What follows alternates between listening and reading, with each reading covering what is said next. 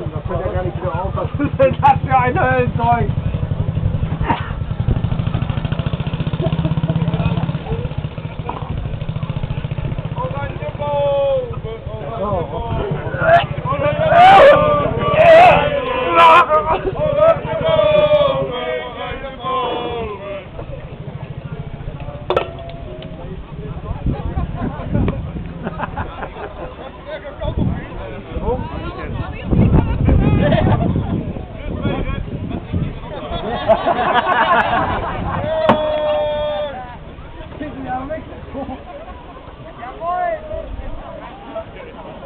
Kannst du Paris platzen?